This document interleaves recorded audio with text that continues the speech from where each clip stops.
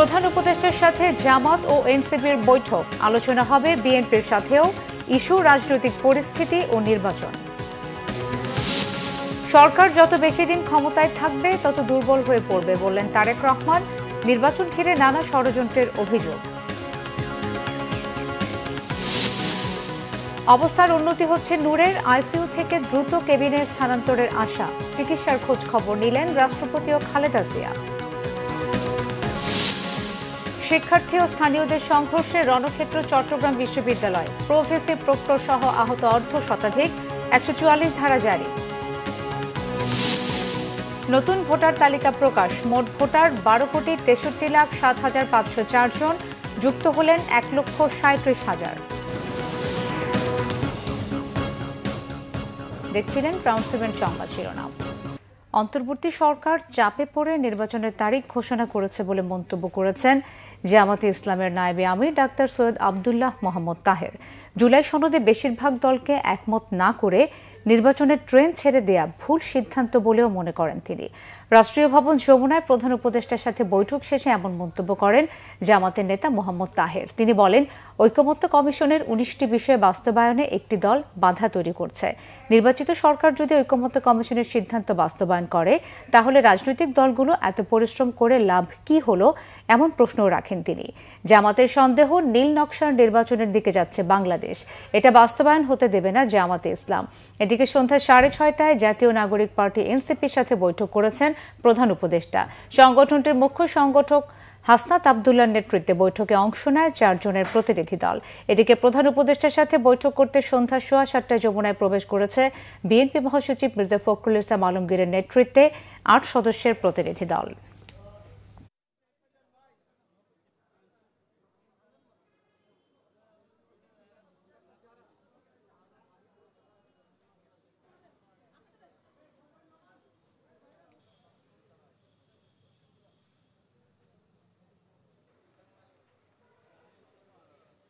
এখন পর্যন্ত আমরা শুধুমাত্র ঐকমত্যে পৌঁছেছি, কিন্তু এটার আইনি ভিত্তি এবং বাস্তবায়নের ক্ষেত্রে দু একটি দল বাধা দিচ্ছে, একমত হচ্ছে। আমরা খুব স্পষ্ট বলে আসছি যে জুলাই বিপ্লবের পরে আমরা আরো অনেক পরিবর্তন চেয়েছিলাম, কিন্তু কমপক্ষে ন্যূনতম সংস্কারের যে জায়গাটি, যেটা প্রধান উপদেষ্টার ওয়াদা, সেটা যেন অবশ্যই আইনের ভিত্তির মাধ্যমে এখনই কার্যকর করে।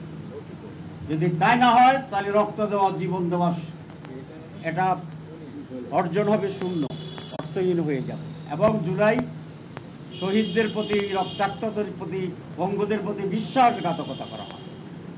আমরা এই ব্যাপারকে স্পষ্ট বলে আসছি, আমরা চার্টারের পূর্ণ বাস্তবায়ন চাই এবং এই চার্টারের ভিত্তিতে আগামী নির্বাচন হইতে হবে। বিএনপির ভারপ্রাপ্ত চেয়ারম্যান তারেক রহমান বলেছেন, আসন্ন জাতীয় নির্বাচনকে সামনে রেখে নানা ষড়যন্ত্র ডালপালা মেলতে শুরু করেছে, কিন্তু জনগণ সাথে থাকলে কোনো ষড়যন্ত্রে বিএনপির অগ্রযাত্রাকে রুখতে পারবে না বলে মন্তব্য করেন তিনি। তিনি বলেন, অশুভ শক্তি ধীরে ধীরে দৃশ্যমান হচ্ছে। গণতন্ত্র, ন্যায় বিচার, আইনের শাসন ও জনগণের অধিকার প্রতিষ্ঠায় বিএনপি অঙ্গীকারবদ্ধ বলে জানান তারেক রহমান। আহমেদ সরোয়ারের রিপোর্ট। বাংলাদেশ জাতীয়তাবাদী দল বিএনপির 47তম প্রতিষ্ঠাবার্ষিকী উপলক্ষে রবিবার ইঞ্জিনিয়ার্স ইনস্টিটিউশনে আলোচনা সভার আয়োজন করা হয়। লন্ডন থেকে ভার্চুয়ালি যুক্ত হয়ে বিএনপির ভারপ্রাপ্ত চেয়ারম্যান তারেক রহমান বলেন, যতবার দেশের সার্বভৌমত্ব হুমকিতে পড়েছে, গণতন্ত্রকে হত্যা করা হয়েছে, বিএনপির নেতৃত্বে ততবার ঘুরে দাঁড়িয়েছে দেশের গণতন্ত্রকামী মানুষ। বিএনপি গৃহীত পদক্ষেপগুলো সারা দেশে মা, বোন, তরুণ জনগোষ্ঠী, শিক্ষক, শিক্ষার্থী সহ বিভিন্ন শ্রেণী পেশার জনগণের কাছে আমাদের সকলকে পৌঁছে দিতে হবে। জনগণের সঙ্গে নিবিড় সম্পর্ক আমাদেরকে বজায় রাখতে হবে। প্রিয় সহকর্মীবৃন্দ, মব ভায়োলেন্সকে আমরা কেউ প্রশ্রয় দেব না। নারীর সম্মান, মর্যাদা এবং অধিকারের প্রতি শহীদ জিয়া, দেশনেত্রী খালেদা জিয়ার প্রতিটি সৈনিক সংবেদনশীল এবং শ্রদ্ধাশীল থাকবে। আমাদের সকলকে সতর্ক থাকতে হবে। আসন্ন জাতীয় নির্বাচনকে সামনে রেখে নানা রকম ষড়যন্ত্রের ডালপালা মেলতে শুরু করেছে। তবে জনগণের সঙ্গে সম্পর্ক থাকলে আমরা বিশ্বাস করি কোনো ষড়যন্ত্র এই বিএনপির অগ্রযাত্রাকে রুখতে পারবে না ইনশাআল্লাহ। ৪৭ বছরের গৌরবান্বিত পথ চলায় বিএনপি বরাবরই দেশের গণতান্ত্রিকামী জনগণের সহযোগিতা এবং সমর্থন পেয়ে এসেছে। তাই আসুন প্রতিষ্ঠা বার্ষিকীর এই দিনে জনগণের কাছে আমরা প্রতিজ্ঞাবদ্ধ হই, গণতন্ত্র, ন্যায় বিচার, আইনের শাসন এবং জনগণের অধিকার প্রতিষ্ঠার পথ থেকে বিএনপি যেমন অতীতে বিচ্যুত হয়নি, ইনশাআল্লাহ ভবিষ্যতে আমরা বিচ্যুত হব না। আপনার দল, আপনাদের দল, আমাদের দল, বিএনপির শেকড় এই বাংলাদেশ। জনশক্তি, জনশক্তি, জনবল, বিএনপির মনোবল। তারেক রহমান বলেন, ফ্যাসিবাদ মুক্ত বাংলাদেশে জবাবদিহিতামূলক সরকার প্রতিষ্ঠার কোনো বিকল্প নেই। যতক্ষণ পর্যন্ত তা না হবে ততক্ষণ গণতন্ত্র ঝুঁকিমুক্ত নয়। জনগণ লক্ষ্য করতে শুরু করেছেন নির্বাচনের মাধ্যমে জনগণের বাংলাদেশে জনগণের অধিকার প্রতিষ্ঠার সুযোগ বিনষ্ট করার ক্ষেত্রে প্রস্তুতে সেই অশুভ শক্তির অপতৎপরতা সাম্প্রতিক সময় ধীরে ধীরে দৃশ্যমান হয়ে উঠছে। রাজপথের সহকর্মী সহযোদ্ধা প্রতিটি গণতান্ত্রিক রাজনৈতিক দলের প্রতি আহ্বান জানিয়ে বলতে চাই, সংস্কারের প্রয়োজন রয়েছে অবশ্যই, তবে জনগণের অধিকার চর্চা এবং প্রয়োগের পথে বাধা সৃষ্টি করে কোনো সংস্কারকেই টেকসই করা যাবে না। সঙ্গত কারণেই অন্তর্বর্তীকালীন সরকার যত বেশি দিন ক্ষমতায় থাকবে তাদের দুর্বলতাও তত বেশি দৃশ্যমান হতে থাকবে। বিভিন্ন পরিস্থিতি সামাল দেওয়ার ক্ষেত্রে অন্তর্বর্তীকালীন সরকারের দুর্বলতা যত বেশি প্রতীয়মান হবে, জুলাই গণ অভ্যুত্থান বিরোধী অপশক্তি 5ই আগস্ট নিয়ে তত বেশি বিভ্রান্তি সৃষ্টির সুযোগ পাবে। ফ্যাসিবাদ বিরোধী আন্দোলনে আমাদের রাজপথের সহযোদ্ধা গণপরিষদ সভাপতি নুরুল হক নূরের উপর হামলা সহ সাম্প্রতিক কিছু ঘটনা স্পষ্ট দেশের স্থিতিশীল পরিস্থিতি ক্রমেই জটিল হয়ে উঠছে অথবা জটিল করে তোলা হচ্ছে। নির্বাচন হতে দেওয়া হবে না, এই ধরনের উচ্চারণ ফ্যাসিবাদ বিরোধী শক্তির ঐক্যকে দুর্বল করবে নাকি পলাতক ফ্যাসিবাদী অপশক্তির পুনরুত্থানের প্রাসঙ্গিকতা তৈরি করবে? অতএব এখনো সময় আছে, আমাদের সতর্ক হওয়া দরকার। পরাজিত পলাতক অপশক্তি কিন্তু সুযোগের অপেক্ষায় ওত পেতে রয়েছে। আলোচনায় বিএনপি নেতারা বলেন, বিএনপি একমাত্র দল যারা বাংলাদেশকে রক্ষা করতে পারে। নেতাকর্মীদের সতর্ক করে দলের সিনিয়র নেতারা বলেন, ক্ষমতায় আসা অতটা সহজ নয়। যে আমরা কারো হুমকিতে মাথা নত করতে বাংলাদেশের মানুষ রাজি নয়। আপনারা নিশ্চয়ই বাংলাদেশে একটা নির্বাচনের মাধ্যমে গণতান্ত্রিক সরকার দেখতে চাচ্ছেন না।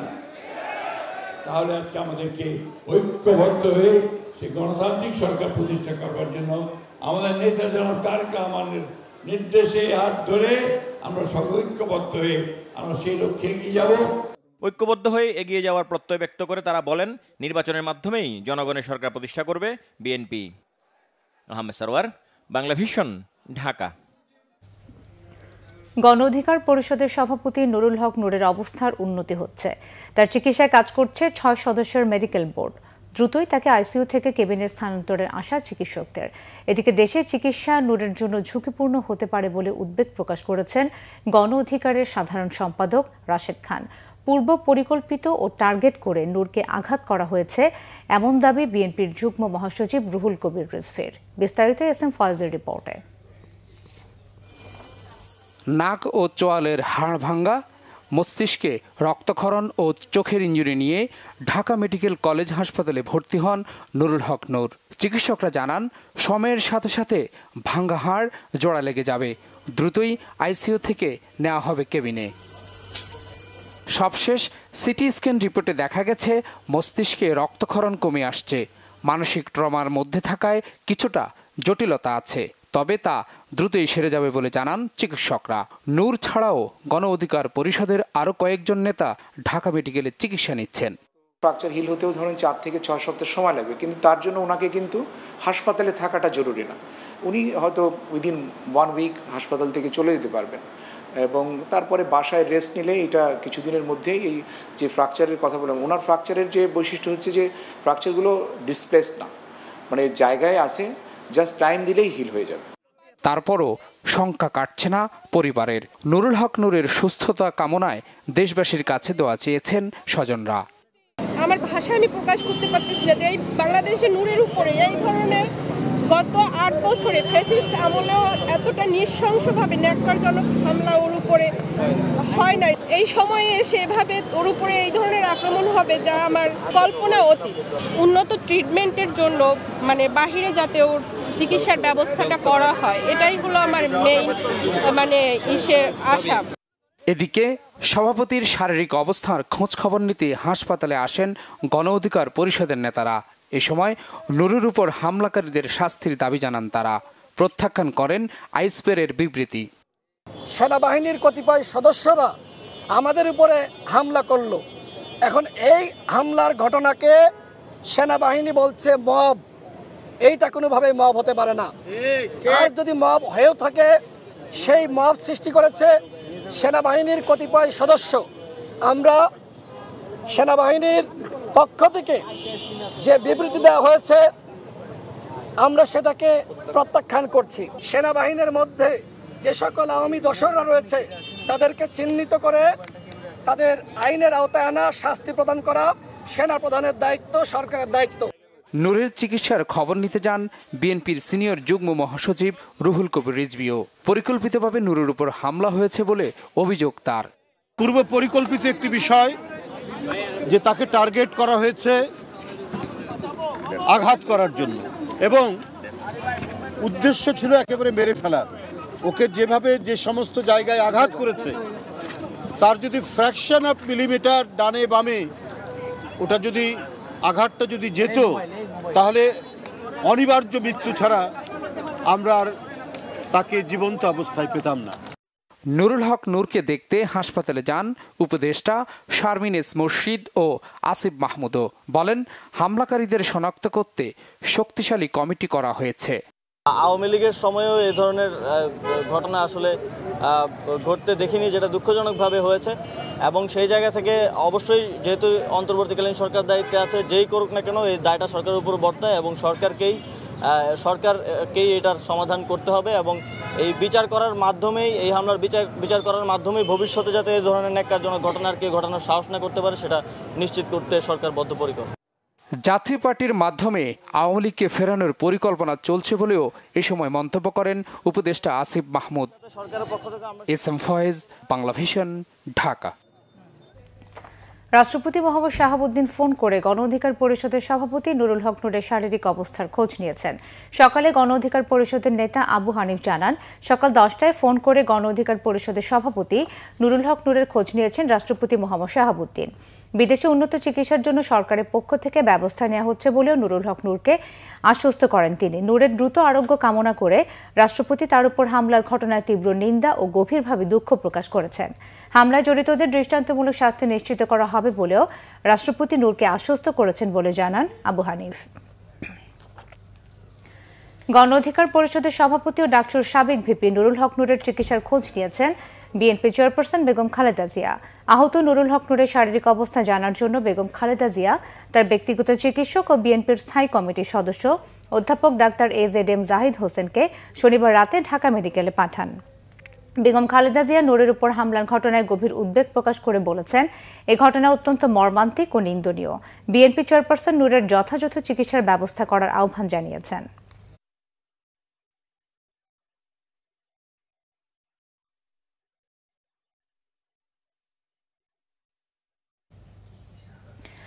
যে রাজনৈতিক দলের কার্যক্রম নেই তারাই নির্বাচন বানচাল করতে চায় বলে মন্তব্য করেছেন স্বরাষ্ট্র উপদেষ্টা জাহাঙ্গীর আলম চৌধুরী। সচিবালয়ে আইনশৃঙ্খলা সংক্রান্ত কোর কমিটির বৈঠকে তিনি এই মন্তব্য করেন। তিনি জানান, কেউ যেন নির্বাচন কোনোভাবেই বাধাগ্রস্ত করতে না পারে সেই চেষ্টাই করা হচ্ছে। নির্বাচন সুষ্ঠু করতে সবার সহযোগিতা প্রয়োজন উল্লেখ করে স্বরাষ্ট্র উপদেষ্টা বলেন, যে দলের কার্যকলাপ নেই তারা তো চাইবে নির্বাচন না হোক।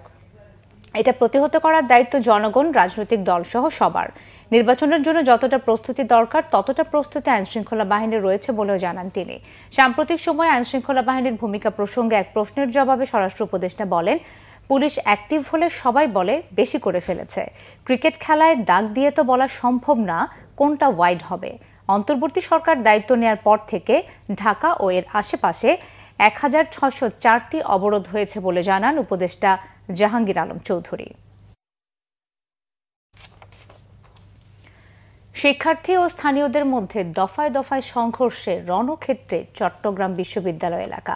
এ ঘটনায় আহত হয়েছেন বিশ্ববিদ্যালয়ের উপাচার্য, প্রক্টর ও অর্ধ শতাধিক শিক্ষার্থী। স্থগিত করা হয়েছে সব বিভাগের পরীক্ষা। আগামীকাল রাত 12টা পর্যন্ত চট্টগ্রাম বিশ্ববিদ্যালয় ও এর আশেপাশের এলাকায় জারি করা হয়েছে 144 ধারা। মোতায়েন করা হয়েছে যৌথ বাহিনী। চট্টগ্রাম থেকে বিস্তারিত শাহেদা পিয়ার রিপোর্টে। ঘটনার সূত্রপাত শনিবার রাতে। চট্টগ্রাম বিশ্ববিদ্যালয়ের এক নারী শিক্ষার্থী বিশ্ববিদ্যালয়ের 2 নম্বর গেট সংলগ্ন তার ভাড়া বাসায় আসলে গেট বন্ধ হয়ে যাওয়ায় ওই বাড়ির দারোয়ান তাকে প্রবেশ করতে দেয়নি। পরে ভুক্তভোগী ছাত্রী তার বন্ধুদের ডাকলে তারা ওই দারোয়ানকে ধরে প্রক্টর অফিসে নিয়ে যেতে চায়।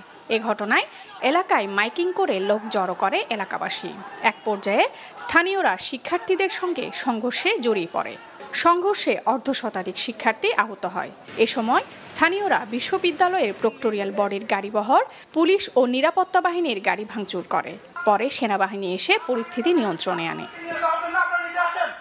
রবিবার সকালে পরিস্থিতি স্বাভাবিক থাকলেও দুপুর 12টার দিকে আবারও উত্তপ্ত হয়ে ওঠে বিশ্ববিদ্যালয় সংলগ্ন 2 নম্বর গেট এলাকা।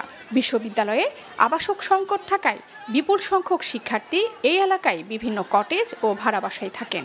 এসব ভাড়া বাসায় বসবাসরত শিক্ষার্থীদের স্থানীয়রা লাঞ্ছিত করছে এমন খবর পেয়ে প্রক্টোরিয়াল বডি সহ শিক্ষার্থীরা 2 নম্বর গেট এলাকায় গেলে স্থানীয়রা তাদের উপর হামলা চালায় বলে অভিযোগ বিশ্ববিদ্যালয় কর্তৃপক্ষের। এ সময় আহত হয়েছেন উপাচার্য ডক্টর কামাল উদ্দিন, প্রক্টর তানভীর, হায়দার মোহাম্মদ আরিফ ও বেশ কয়েকজন শিক্ষার্থী। দেশীয় অস্ত্র সহযোগে এই স্থানীয় যারা পরিচিত হামলা করছে তারা তাদের জীবন নাশের হুমকির কারণ হয়ে দাঁড়াচ্ছে।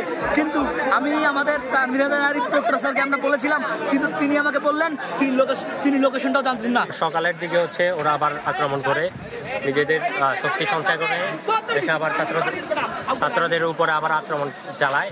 তারা নিরস্ত্র আমাদের স্টুডেন্টদের উপরে হামলা চালান এবং এই হামলার পরিপ্রেক্ষিতে আমরা কোনো ল এনফোর্সমেন্টের কোনো জায়গা দেখি নাই, আমরা দেখি নাই কোন সেনাবাহিনী বা পুলিশ। পরিস্থিতি নিয়ন্ত্রণে আইন শৃঙ্খলা বাহিনীর সহায়তা চাওয়া হলেও তাদের সহযোগিতা পাওয়া যায়নি বলে অভিযোগ বিশ্ববিদ্যালয় প্রশাসনের। আমাদের সকল শিক্ষককে মারছে, আমার সকল ছাত্রদেরকে মারছে, কন্টিনিউ মারতেছে, এখনো মারতেছে। আমরা কোন জগতে আছি? সকল ছাত্রলীগের ক্যাডাররা, সকল বড় বড় ক্যাডাররা এখানে ঢুকে হেলমেট পরে আমরা জিওসির সাথে কথা বলেছি, স্বরাষ্ট্র উপদেষ্টার সাথে কথা বলেছি, মাননীয় প্রধান উপদেষ্টার দপ্তরে কথা বলেছি। 2 ঘন্টা চলে গেছে, এখন আমাদের মাঠে কেউ আসে না। খবর পাওয়ার পর করে প্রক্টোরিয়াল বডির সাথে এবং ছাত্রদের সাথে, পুলিশের সাথে, ডিজিএফআই এর সাথে, সেনাবাহিনীর সাথে কন্টিনিউয়াস যোগাযোগ রক্ষা করেছে। আমরা দুজনেই কন্টিনিউয়াসলি ফোন করেছি, এমনকি সেনাবাহিনীকেও আমরা ফোন করতে করতে র্যাব আমাদের ফোন ধরেও নাই। সেনাবাহিনী ফোন ধরতে যে পরিমাণ বিলম্ব করেছে, এটাও আমাদের জন্য একটা ক্ষতির কারণ হয়েছে। এদিকে পরিস্থিতি নিয়ন্ত্রণে চট্টগ্রাম বিশ্ববিদ্যালয় ও আশপাশের এলাকায় সোমবার রাত 12টা পর্যন্ত 144 ধারা জারি করা হয়েছে। মোতায়েন করা হয়েছে যৌথ বাহিনী। শাহিদা পিয়া, বাংলা ভিশন, চট্টগ্রাম। নির্বাচনকে সামনে রেখে ভোটার তালিকা সংশোধন করে একটি তালিকা প্রকাশ করেছে নির্বাচন কমিশন। তালিকা অনুযায়ী দেশে বর্তমানে মোট ভোটার সংখ্যা 12,67,504 জন। এই তালিকায় নতুন ভোটার যুক্ত হয়েছেন 1,37,642 জন। 31 অক্টোবর পর্যন্ত যারা নতুন ভোটার হবেন তাদের যুক্ত করে দ্রুতই আরও একটি তালিকায় প্রকাশ করবে কমিশন। বিস্তারিত মোবাশ্বের আহমেদের রিপোর্টে। আগামী ফেব্রুয়ারিতে ত্রয়োদশ জাতীয় সংসদ নির্বাচন সামনে রেখে প্রস্তুতি নিচ্ছে নির্বাচন কমিশন। এরই অংশ হিসেবে ভোটার তালিকা হালনাগাদ করেছে কমিশন। রবিবার বিকেলে আগারগাঁও নির্বাচন কমিশন অফিসে ব্রিফিংয়ে ইসির সিনিয়র সচিব আক্তার আহমেদ জানান, খসড়া তালিকা কিছুটা সংশোধন করে তৈরি করা হয়েছে এই তালিকা। Total voter as on today যেটা হচ্ছে সেটার সংখ্যা হচ্ছে 12,63,07,504। স্বাভাবিকভাবে প্রশ্ন উঠতে পারে, আপনাদের কৌতূহল থাকার স্বাভাবিক, যে বাড়লো কেন। এটা আমাদের যখন আমরা প্রকাশ করি খসড়াটা, তার পরবর্তীতে যে একটা অন্তর্ভুক্তি হয়েছেন 1,37,642 জন। এনারাও বাদ পড়ার তালিকায় ছিলেন, বাদ পড়া ছিলেন, তারা আবার এটাতে নতুন করে অন্তর্ভুক্ত হয়েছেন এবং প্রকাশিত তালিকার থেকে 1,038 জনকে কর্তন করা হয়ে গেছেন, যারা প্রকাশিত তালিকার পরবর্তীতে ইন্তেকাল করেছেন। তালিকা অনুযায়ী পুরুষ ভোটার 6,41,455 জন, নারী ভোটার 6,22,05,819 জন আর হিজড়া ভোটার 1,230 জন। এর আগে জাতীয় নির্বাচনে আসন ভিত্তিক সীমানা নির্ধারণ, প্রবাসী ভোটারদের ভোটের প্রক্রিয়া ও আইন শৃঙ্খলা পরিস্থিতি সহ নির্বাচনের সার্বিক প্রস্তুতি বিষয়ে জানতে কমিশনে যান বিএনপির সিনিয়র যুগ্ম মহাসচিব রুহুল কবির রিজভী সহ একটি প্রতিনিধি দল। আলোচনা শেষে তিনি বলেন, নির্বাচন নিয়ে নানা আশঙ্কা থাকলেও অবাধ, সুষ্ঠু, নিরপেক্ষ নির্বাচন অনুষ্ঠানে কমিশন সক্ষম বলে তারা মনে করেন। আমরা যতবার এসেছি কথাবার্তা বলেছি এবং তাদের এর মধ্যে বিভিন্ন নির্বাচন কমিশন যে সমস্ত পদক্ষেপগুলো নিয়েছেন, আমরা মানে এর আপডেট আমরা যতটুকু দেখেছি এই পর্যন্ত, সব কিছু মিলিয়ে আমরা আশা রাখি বর্তমান যে নির্বাচন কমিশন তারা একটি অবাধ, সুষ্ঠু, ইনক্লুসিভ, সবার অংশগ্রহণমূলক একটা নির্বাচন করতে সক্ষম হবেন এবং সেই ক্ষেত্রে তাদের আন্তরিকতার আমি কোনো অভাব দেখিনি এই মুহূর্ত পর্যন্ত। নির্বাচন বানচাল করতে একটি মহল ক্রমাগত চেষ্টা করে যাচ্ছে বলেও এ সময় অভিযোগ করেন বিএনপির এই নেতা। মোবাশ্বের আহমেদ, বাংলা ভিশন, ঢাকা।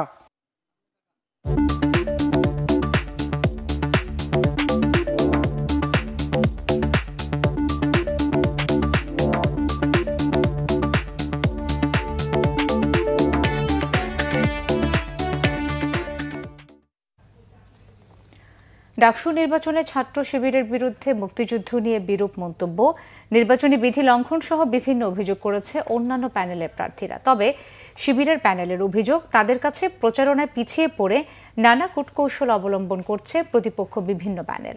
নাবিল জাহাঙ্গীরের রিপোর্ট। ডাকসুর নির্বাচনী প্রচারের ষষ্ঠ দিন সকালের বৃষ্টিতে কিছুটা ব্যাহত হলেও দুপুরের পর থেকেই জমে ওঠে। লিফলেট হাতে শিক্ষার্থীদের কাছে নিজেদের নানা প্রতিশ্রুতি পৌঁছে দিতে ক্যাম্পাসে ব্যস্ত সময় পার করেন প্রার্থীরা। দেখুন, আমি সব সময় কাজের মানুষ, কাজ করে যাচ্ছি। আমি আমার ভাই বোনদের উদ্দেশ্যেই বলবো, কারণ যে আমাকে ভোট দিবে না সেও আমার ভাই বোন, যে আমাকে ভোট দিবে সেও আমার ভাই বোন, কারণ আমরা একই ক্যাম্পাসে বড় হচ্ছি, পড়াশোনা করছি। সেই জায়গা থেকে তাদের সকল যৌক্তিক অধিকারই আমার অঙ্গীকার। এদিন ডাকসুর কাঠামোগত সংস্কার, নারীর ক্ষমতায়ন, আবাসন সংকট নিরসন সহ 18 দফা ইশতেহার ঘোষণা করে প্রতিরোধ পর্ষদ। ছাত্র শিবির মনোনীত প্রার্থীর বিরুদ্ধে মুক্তিযুদ্ধ নিয়ে কটূক্তির অভিযোগ তোলেন একাধিক প্রার্থী। গণরুম, গেস্টরুম ও র্যাগিং প্রথা নিষিদ্ধ করে ক্যাম্পাস চার্টার প্রকাশ করা, হলগুলোতে পর্যাপ্ত সিসি ক্যামেরা কার্যকর থাকাটা নিশ্চিত করা। 5, নারী বান্ধব ক্যাম্পাস, নারী শিক্ষার্থীদের সাইবার সুরক্ষা, চলাফেরার স্বাধীনতা ও মত প্রকাশের অধিকার নিশ্চিত করতে প্রশাসনকে বাধ্য করা। চাকমারা যাত্রীটি প্রায় পাকিস্তানপন্থী ছিলেন, কিন্তু তার মানে এই নয় যে সব চাকমারা পাকিস্তানপন্থী ছিলেন। আপনারা জানেন অনেক চাকমা জনগোষ্ঠী আছে যারা মুক্তিযুদ্ধে সক্রিয়ভাবে অংশগ্রহণ করেছিল। তাদের প্যানেলের যে সমর্থিত একজন সদস্য প্রার্থী, সে হচ্ছে যে আমাদের একজন বীরশ্রেষ্ঠকে সে হাইজ্যাকার হিসেবে উপস্থাপন করছে। তারা কিন্তু মুক্তিযুদ্ধ নিয়ে বারবারই প্রশ্নবিদ্ধ ভূমিকা পালন করে যেতেছে। তাদের যে স্ট্যান্ড, প্রশ্নবিদ্ধ স্ট্যান্ড, সেটা কিন্তু তারা বারবারই প্রমাণ করে যেতেছে। বিকালে ডাকসুর নির্বাচন কমিশনে ছাত্র শিবিরের বিরুদ্ধে নির্বাচনী বিধি লঙ্ঘনের অভিযোগ জমা দেয় ছাত্রদল। তাদের কাছে যে অভিযোগ দিচ্ছি, কোনো অভিযোগে পদক্ষেপ নিতে পারছে না, খালি হচ্ছে দেখছি দেখবো। এদিকে ছাত্র শিবির প্যানেলের জিএসের প্রার্থিতা বাতিল চেয়ে করা রিটকে স্বাগত জানালেও তাদের কাজ দেখে ঈর্ষান্বিত হয়ে প্রতিপক্ষ এখন নানা ষড়যন্ত্র করছে বলে অভিযোগ শিবির প্রার্থীদের। প্রশাসনের বিরুদ্ধেও পক্ষপাতিত্বের অভিযোগ তাদের। যে 24-এ যে হাজার হাজার শিক্ষার্থী হাজার হাজার মানুষকে শহীদ হতে হলো, এটির দায় মূলত সেই সময় আওয়ামী লীগ ইম্পাওয়ার যারা করেছে তাদের উপর দায় বর্তায়। সেই অপরাধকে ঢাকবার জন্য আর কোনো ইস্যু না পেয়ে সেই ছাত্র শিবির নিয়ে মিথ্যাচার করে যাচ্ছেন। এটি নিয়ে আমরা বিচলিত নয়, শিক্ষার্থীরা এটির জবাব 9 সেপ্টেম্বর দেবে ইনশাল্লাহ। আমরা তাদেরকে শিক্ষক হিসাবে দেখতে চাই, কিন্তু তারা যদি কারো দ্বারা আরোপিত হয়, তারা যে আদর্শ লালন করে, বিভিন্ন রঙের এখানে আমাদের শিক্ষকরা আছে, তো সেই রং দ্বারা যদি তারা অনেক বেশি প্রভাবিত হয় এবং তাদের বিশেষ ছাত্র সংগঠনকে যদি এক্সট্রা ফ্যাসিলিটিস প্রদান করে, তাহলে এর মাধ্যমে তারা শিক্ষার্থীদের বিরুদ্ধে অবস্থান নেবে। ডাকসু নির্বাচন কমিশন জানিয়েছে, বিধিভঙ্গের নানা অভিযোগ খতিয়ে দেখে ব্যবস্থা নিচ্ছেন তারা। সবাই বিপুল উদ্দীপনায় ভোট চাইতেছে, একে অপরের সাথে কৌশল বিনিময় করতেছে। তারা আমাদেরকে জানিয়েছে, স্যার সবাই এখন উৎসব মুখর পরিবেশে আছে, কোনো ধরনের সমস্যা তারও এখনও কোনো ধরনের বাধার মুখে পড়ে নাই। আর কিছু অভিযোগ আসছে, অভিযোগের সাথে সাথে আমরা যতটুকু যাদেরকে আইডেন্টিফাই করতে পেরেছি তাদেরকে আমরা সতর্ক করে দিয়েছি। নাবিল জাহাঙ্গীর, বাংলা ভিশন, ঢাকা। চীনের সহায়তায় রোবোটিক চিকিৎসা কেন্দ্রের যাত্রা শুরু হলো বাংলাদেশ মেডিকেল বিশ্ববিদ্যালয়ে। এর মাধ্যমে আহত কিংবা স্ট্রোকের কারণে হাত পা সহ অসাড় হয়ে যাওয়া রোগীদের অঙ্গ প্রত্যঙ্গ সচলে চিকিৎসা দেওয়া হবে। চীনের রাষ্ট্রদূত ইয়া ওয়েন বলেছেন, রোবোটিক চিকিৎসা ও কেন্দ্রের রক্ষণাবেক্ষণে সহায়তা দেবে তার দেশ। রিপোর্ট করছেন ইমরুল কায়েস। বাংলাদেশে এই প্রথম স্থাপন করা হলো রোবোটিক চিকিৎসা বা পুনর্বাসন কেন্দ্র। সাবেক পিজি হাসপাতাল অর্থাৎ বাংলাদেশ মেডিকেল বিশ্ববিদ্যালয়ে এই কেন্দ্র স্থাপন করা হয়েছে। আহত কিংবা স্ট্রোক সহ অন্যান্য কারণে হাত পা অঙ্গ প্রত্যঙ্গ অসাড় হয়ে যাওয়া রোগীদের চিকিৎসা দেওয়া হবে এখানে। অত্যাধুনিক রোবোটিক চিকিৎসা সামগ্রীগুলো দিয়ে সহায়তা করেছে চীন। উদ্বোধনী অনুষ্ঠানে দেশটির রাষ্ট্রদূত ইয়াওয়েন বলেন, কৃত্রিম বুদ্ধিমত্তা সম্পন্ন চীনা রোবটগুলো উন্নত চিকিৎসা সেবা নিশ্চিত করবে। রোবোটিক কেন্দ্রে রোগীদের অত্যাধুনিক চিকিৎসা দেয়া হবে। বাংলাদেশ সরকারের অনুরোধে চীন এই রোবোটিক চিকিৎসা সামগ্রীগুলো পাঠিয়েছে। এগুলো চালানোর জন্য আমরা বাংলাদেশি মেডিকেল স্টাফদের প্রশিক্ষণ দিয়েছি। এগুলোর রক্ষণাবেক্ষণেও সহায়তা করা হবে। অনুষ্ঠানে প্রধান অতিথি স্বাস্থ্য উপদেষ্টা নূরজাহান বেগম বলেন, আহতদের চিকিৎসায় রোবোটিক কেন্দ্রটি একটি যুগান্তকারী পদক্ষেপ। বাংলাদেশে হলো একটা, আমার কাছে মনে হয়, অ্যাক্সিডেন্টের ডিপো। যখন তখন যেখানে সেখানে গাড়ি পড়ে যাচ্ছে, হুন্ডা ভেঙে যাচ্ছে, মানুষ মরছে, মানুষ হাত পা ভাঙছে, একের পর এক দুর্ঘটনা। তো এদেরকে ট্রিটমেন্ট করার জন্য এই যে একটা বড় সুযোগ আমাদের সামনে আসলো, এইটাকে আমরা যেন কাজে লাগাতে পারি। প্রধান উপদেষ্টার বিশেষ সহকারী ডাক্তার সাইদুর রহমান ও বাংলাদেশ মেডিকেল বিশ্ববিদ্যালয়ের উপাচার্য অধ্যাপক ডাক্তার শাহিনুর আলম সহ চিকিৎসকরা এ সময় উপস্থিত ছিলেন। সকল লিডিং এজ টেকনোলজি এই দেশে ঢোকার। ইমরুল কায়েস, বাংলা ভিশন, ঢাকা। বাণিজ্য উপদেষ্টা শেখ বশির উদ্দিন জানিয়েছেন, প্লাস্টিকের স্থানে পাট পণ্যের ব্যবহার নিশ্চিত করা গেলে আমদানিতে অন্তত $1 বিলিয়ন বেঁচে যেত। জানান, বাজারের আর পরিবেশের জন্য মারাত্মক ক্ষতিকর পলিথিনের ব্যবহার করতে দেয়া হবে না। এজন্য যৌক্তিক সময় দেবার পর কঠোর হবে সরকার। রাজধানীতে কারওয়ান বাজারে আয়োজিত পরিবেশ বান্ধব পাটের ব্যাগ বাজারজাতকরণ কার্যক্রমের উদ্বোধনী অনুষ্ঠানে এসব কথা বলেন তিনি। বাণিজ্য উপদেষ্টা বলেন, পাট শিল্পে স্থানীয় সক্ষমতা থাকার পরও বাংলাদেশ এগুতে পারেনি, অথচ ভারত সহ অন্য দেশ পাট শিল্পকে বহুদূর এগিয়ে নিয়ে গেছে।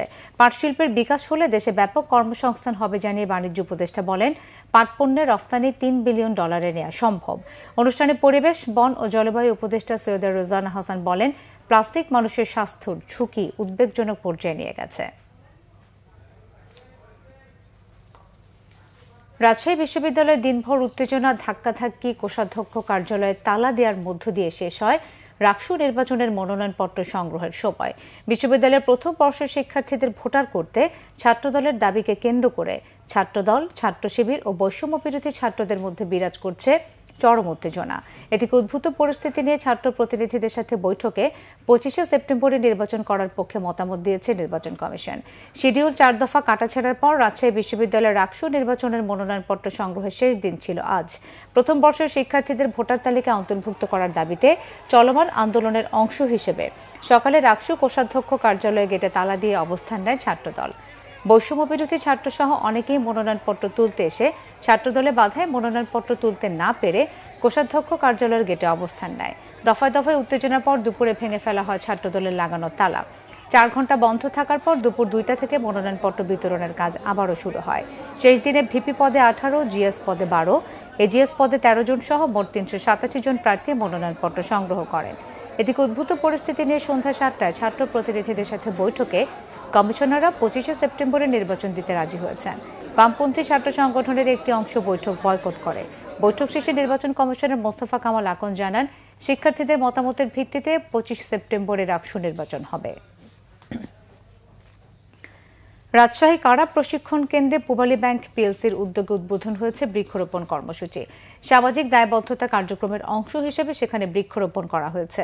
এ সময় উপস্থিত ছিলেন কারা মহাপরিদর্শক ব্রিগেডিয়ার জেনারেল মোতাহের হোসেন ও পূবালী ব্যাংক পিএলসির ব্যবস্থাপনা পরিচালক ও প্রধান নির্বাহী মোহাম্মদ আলী।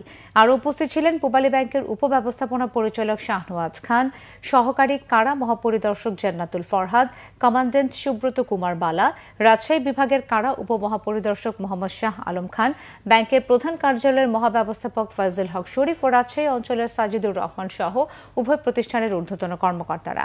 এ সময় বিদেশি গাছ বর্জন ও দেশীয় গাছ রোপণে গুরুত্ব আরোপ করেন পূবালী ব্যাংকের ব্যবস্থাপনা পরিচালক ও প্রধান নির্বাহী মোহাম্মদ আলী।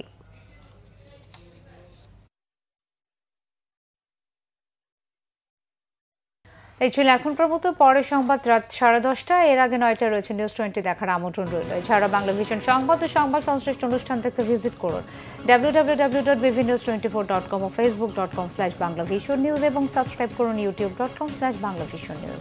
ধন্যবাদ।